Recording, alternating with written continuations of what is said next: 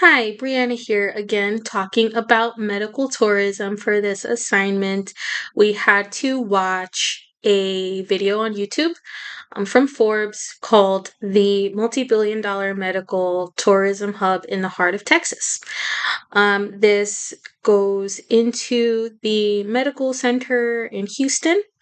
A few points that I found interesting. I'd like to start off with the first one that 70% of medical tourists will also engage in tourism while in Texas.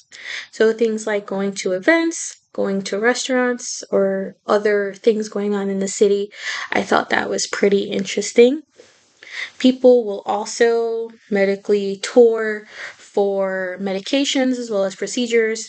The video gives the example of patients in the United States looking for medications like Ozempic and getting them from pharmacies in Canada when the supply here in the States was lower. Another thing that I found interesting was that medical tourists into the US tend to be affluent and that Houston has the largest medical center in the world. I thought that was pretty interesting and impactful for me. There's also an International Patient Advisory Council. They work on coordinating things like transportation, food, and housing for international patients. One example of medical tourism for a state other than Texas would be to my home state of New York.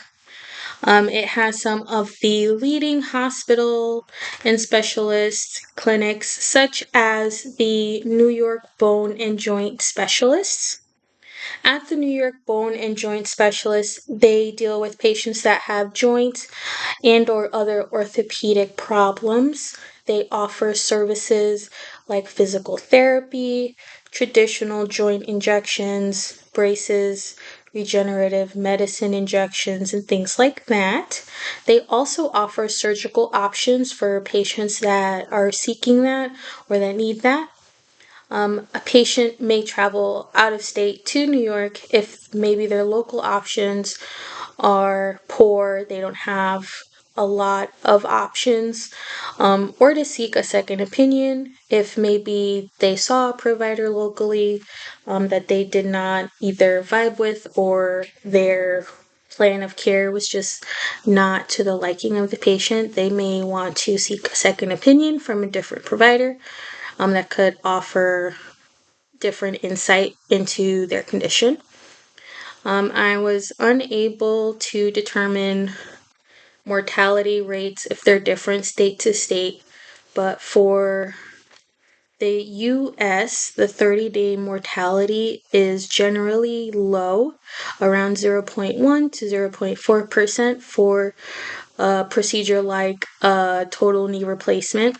The 30-day mortality rate is the percentage of patients who die from any cause within 30 days of a procedure, whether in the hospital or outpatient. I did look into comparing that rate to other rates in the world, such as in Australia, it is 0.08% as of 2017. The UK reports 0.36% 30-day mortality rate in 2011.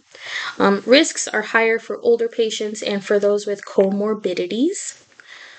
Personally, I've had luck with my own experience with medical tourism. I see a specialist in Sioux Falls. I get along with him well enough and have seen some improvement in my condition since I started seeing him a year ago.